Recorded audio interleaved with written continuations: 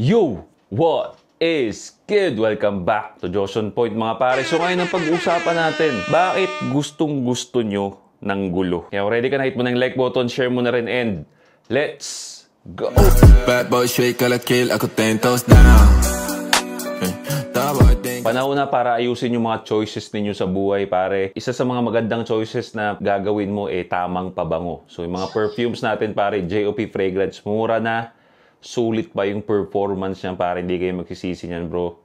Link nasa description. Okay mga bro, so may babasahin tayong problema galing sa isang tropa natin. So message nyo sa Facebook, pare.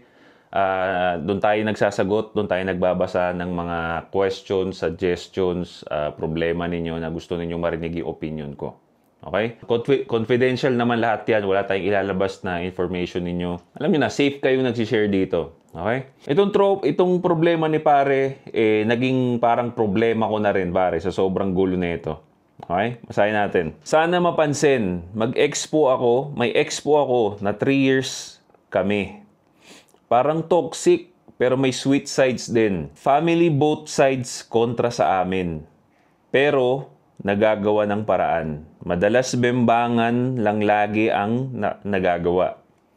Nauhuli niya rin akong nag-cheat dati, tapos paulit-ulit. Lagi ka pala nag-cheat. Bakit Tapos, nagagantihan niya naman ng mild na cheat like chats sa mga lalaki. Tapos, dati, di ko siya nabibigyan ng assurance yun. Laging hinihingi niya. Nanghingi daw yung babae ng assurance. Hindi ko siya ginawa ng 3 years kasi nga natatakot ako na baka maloko ako. So, ang mindset ko talaga, ibang-iba. Paano naging ibang-iba, pare? Nakakailang cheat ka na, hinuhuli ka. Tapos, sige, tuloy natin to. Ibang-iba daw yung mindset niya. No? Naging kami pero binrake ko din. So halos sa loob ng 3 years parang mag-fuck buddy kami. Pero BF at GF ang turingan naming dalawa. Yung ibig niya sabihin pala dito, 3 years hindi sila official. Okay? So parang 3 years silang fuck buddy lang. So, kung ganito yung setup ninyo, fuck buddy kayo, treat it as such. Okay? Kalokohan na tong fuck buddy kayo. Alam mo nang fuck buddy kayo, pero parang BF at GF ang turingan ninyo. Di ba? So, since nanggaling sa'yo na parang BF at GF ang turingan ninyong dalawa, ibig sabihin, ikaw mismo, tinuturing mo na siyang girlfriend. Galing sa'yo to. Ikaw nagsulat na ito, di ba? Oh. Tapos, fuck buddy pala kayo. Kalokohan na yan, pare. Okay? Kung ikaw lalaki, alam mong fuck buddy lang yan, dapat treat it as such. No? Walang seryosohan. Wala kang pakialam kung anong gawin niya. Wala rin siyang pakialam sa'yo. So, kung ikaw lalaki, ikaw dapat ang may isip dyan, ituring mo as such. Wala ka dapat emosyon na inilalapag dyan sa relationship na yan, di ba? Yayayain mo lang yung babae pag gusto mo lang, tapos may sarili ka pa ring buhay. Ako ang first niya sa lahat. Sex, kiss, and anything. Paano mo naman nalaman yun? Fast forward, nahuli niya ulit akong nag-cheat, nakipag-sex sa iba. Then ayun, mga ilang linggo, bago niya nalaman, gumante ulit siya. Tapos nakipag-break ako kasi nasaktan ako dun. Nak ng putya ka, Brad. Anong klase to? Nakipag-sex ka sa iba. Ginantian ka. Nakipag-break ka kasi nasaktan ka. Nakipag-sex ka na sa iba eh. Wala akong ma-form na thought dito, pare, because sobrang ang gulo-gulo mo. Wala kang direction, pare. Wala kang direction. Nakipag-sex ka sa iba pero may communication ka pa rin dito sa babae na to. Gagantihan ka niya ulit. Makipag-break ka, magagalit ka, tapos the cycle goes on. Parang ganun eh. Sinabi mo na kanina dito eh. Diba? Sa unang paragraph, ginantihan ka niya. Oh. Tapos ngayon, nauli ka na naman niya, ginantihan ka na naman niya. So, ano bang gusto mo mangyari sa buhay mo, pare? Okay? Parang wala kang direksyon, pare. Wala kang direksyon. So almost 4 months kaming nag-break. tapos na-block ko na siya sa lahat. Tas first time nagpapansin siya sa akin sa ibang platform. So tuloy-tuloy ang usap namin, nag-meet bembangan, tapos nakwento niya na may nanliligaw sa kanya. Pero okay na ako doon kasi kasalanan ko rin lahat. Diba? Tingnan mo to. Nag-break na, balikan, bembangan, tapos ngayon ko napagtanto ang lahat na mahal ko pala siya.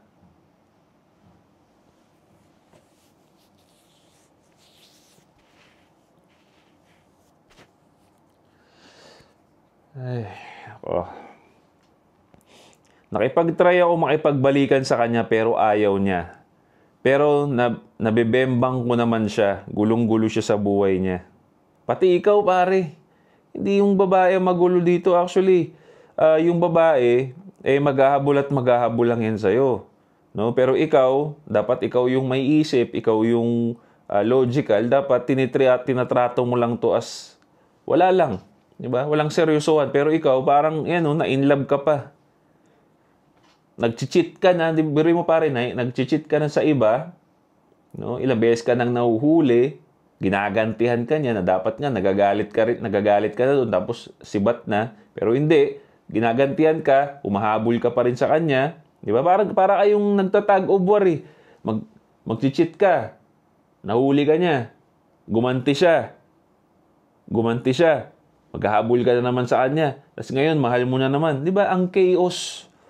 Chaos yung buhay mo, pare. Chaos ang relationship ninyo. Pero ikaw, sa'yo ako disappointed, pare. Because, again, babae, maghahabol yan. Pero dahil nasa fuck buddy relationship lang kayo, nagpapakasupot ka pa. Biro mo, tignan mo, na in love ka pa, oh.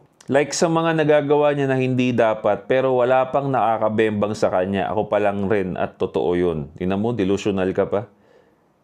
Nag-cheat ka, ginagantihan ka, tapos sasabihin mo na walang nangyayari sa kanila. Paano mo naman nalaman yun? Diba? Delusional. Tanga ka na nga, delusional ka pa. Fast forward, gulong-gulo na siya o nag-closure kami. Na parang last na, bembangan ulit. Tingnan mo to. Tapos nakita ko sa phone niya, meron siyang kachat na lawyer. Okay? Kalandian niya, 30 plus years old. Ang ex ko, 18 plus years old naman siya, yung babae. Oh. One day pa lang nayaya na siya, inuman din. Ayun, sunod-sunod nang nagkita sila with friends na may jowa ding mga lawyer. Parang napasama lang siya. Sa akin, tanggap ko na ayaw niya sa akin. Nakipagbalikan ako pero nagda-doubt siya na di siya mag-grow sa akin. Oh, pero mo, tignan mo, yung babae na ngayon ang nag-isip. Naunahan ka pa.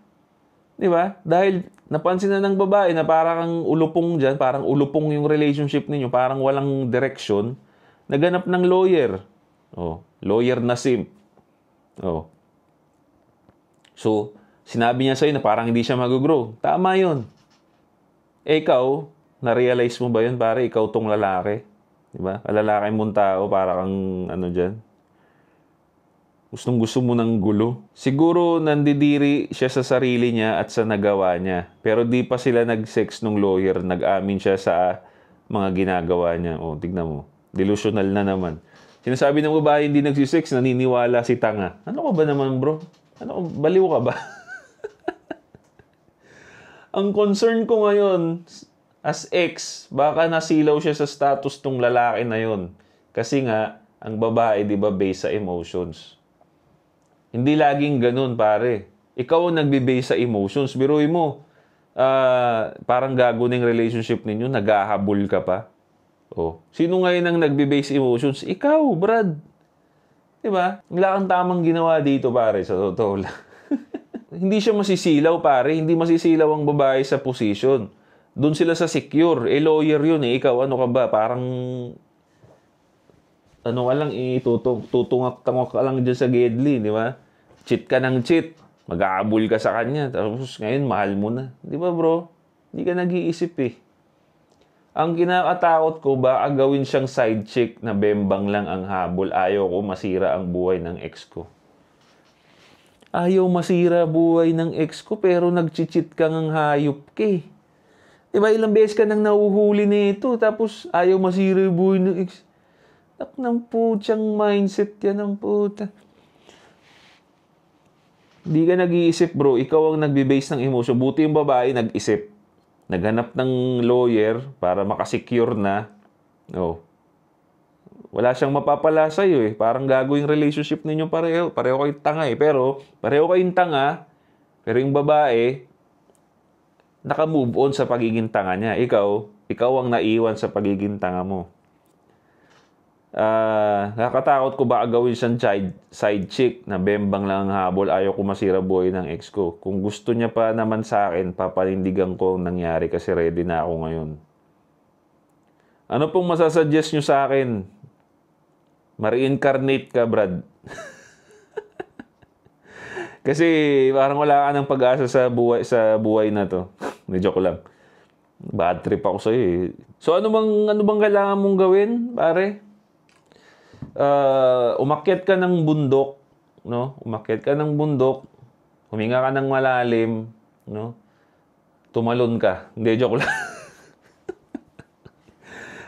Hindi, kailangan mo pare mapag-isa. Okay? Kailangan mo mapag-isa. Kailangan mong ayusin yung desisyon mo sa buhay, Brad. No? Kasi, again, yung babae, naka-move on na yan. No? Wala ka nang pakailam dyan kung gagawin siyang side chick or what. Kung ano man ang gawin sa kanya, wala ka nang pakailam doon. Ang isipin mo muna yung mga desisyon mo sa buhay. Ikaw, by the way you think, bro, by the way you think, kung paano ka mag-isip, nadjudge ko na kaagad eh. Parang wala kang trabahong maganda. Okay? Mukhang hindi ka rin nagbubuhat. Puro ka panchichicks. Kasi, yun nga, sabi mo kanina, ilang beses ka nag-cheat. Nahuhuli ka niya nag-cheat. So, puro ka lang pambabae. Siguro magaling ka magsalita. No? Pero, nakikita ko sa'yo pare parang loser ka. No? I'm gonna be pasensya na sa attitude ko na to, but na bad trip ako sa binasa ko eh. Kung nag-iisip ka talaga at isa kang taong capable na mag-isip, alright? Yung sitwasyon na yon, di ba? Kung nag-iisip ka, yung sitwasyon na yan, yung gantihan kayo ng gantihan, hindi na siya ideal. No? Hindi na siya, kumbaga, komportable sa taong nag-iisip eh. Isipin ng tao na may utak eh, parang, teka, ano ba tong relasyon na to? Diba? Ano ba to? Oh, tapos sumama sa ibang lalaki. Ang taong nag-iisip, i-assume kagad, ay puta, may nangyari na dyan. Oh, ayoko na, sibat na ako. Pero ikaw, hindi. Patay mali siya po, hindi. Ano, sinabi niya sa akin, ganito. O, hindi ikaw rin nagpadala sa emosyon mo. Sinasabi lang sa'yo, naniniwala ka kagad. Nga pare, yung mga nag-chat sa akin madalas, madaling matulungan. No? Kasi kahit papaano, kahit may kasuputan silang ginagawa, nare-realize nila yon, no? At willing silang magbago. Or basta na-realize mo na mali yung ginawa mo or may shit na nangyayari, madaling matulungan yung mga ganun. Pero sa'yo pare, sobrang ang shit na nung sitwasyon mo pero parang wala lang sa'yo. Walang napasok sa isip mo pare, sa utak mo kung ano yung nangyayari sa'yo. Okay? Ito tatandaan nyo, pag gantihan na yung relasyon, wala nang direksyon yan. Okay? Isa dapat umalis na. O ikaw bilang na, ikaw yung logical, ikaw ang sumuko na, ikaw ang umalis na pag nagagantihan na kayo. Wala nang kwenta yung relasyon na yan eh. Di ba? Kasi in the first place din, hindi ka rin self-aware. Di ba? Ilang beses ka na nag-cheat, tapos lalabas sa bibig mo na ayaw mong masira yung buhay ng ex mo. Eh, parang nga nasira na yung ulo nun eh. Kaka-cheat mo, ilang beses ka nahuhuli. Di ba? Pare. So, ang kailangan mong gawin kung nanonood ka man, tigilan mo muna yung panchichicks mo, maghanap ka ng ibang mas makabuluang bagay, pare. Okay? Ilayo mo muna, huwag ka muna mag-isip ng chicks, huwag ka muna mag-isip ng babae, tanggalin mo muna yun sa system mo. Naghanap ka ng trabaho na malaki sweldo, magbuhat-buhat ka muna. Okay? Challenge ko sa iyo yan. 1 taon, huwag ka muna man chicks. Okay? Sige, magpagbigyan kita, maglulo ka muna. Oh, sige, basta huwag ka lang mag-chicks. Hanap ka magandang trabaho, basa-basa, magbuhat. Okay? Maganda ano muna pare, alisin mo muna yan, babae. Kasi pag may mga lalaki talagang ganito no, na puro babae yung nasa isip. So ngayon, dahil puro babae, hindi na ginagamit ng tama yung utak. So yan, ganun na mangyayari sa inyo pare pag puro kayo panchichicks. Hindi nyo na nababasa yung dapat basahin sa kapaligiran, hindi na nawawala yung self-awareness ninyo. Para na kayong tanga sa tunay na mundo. Napili ko yun na gawa ng video para ma-realize ninyo na mag-isip, lumayo saglit. No? Pag alam ninyong ang gulo-gulo nung nangyayari sa buhay ninyo, lumayo kayo saglit, tignan nyo muna, mag-isip. Okay? Mag-isip. Kaya importante talaga yung meditation Diba? Lumayo muna kayo sa mga cellphone ninyo, mapag-isa muna, magkulong kayo sa kwarto niyo, huwag kayo mag-cellphone, isipin kung ano ba yung nangyayari sa buhay ko. Okay ba to? Tama ba to? Sino yung mga kailangan kong alisin sa buhay ko para mag-move on ako sa buhay ko? Okay? Kasi kung hindi, Brad, hindi nyo umpisahan yung pag-meditate ninyo at tignan yung sitwasyon ninyo. Matutulad kayo dun, kay tropa. Hindi na marunong magbasa ng sitwasyon, pare. Okay? Wala na, bulag na. Di ba? Parang ang hirap ng... Nakinig naman kayo Di ba? Parang ang hirap na niyang iligtas. Ang gulo niya, pare. Okay, mga pare. So, sana natulungan kayo ng video na to. Leave a comment down below. Anong masasabi niyo doon sa kwento ni Tropa? Interesting akong basahin yan. So, don't forget to subscribe, hit the bell para notify kayo sa mga bago nating videos. This is Josh on Point. See you next time. Boom.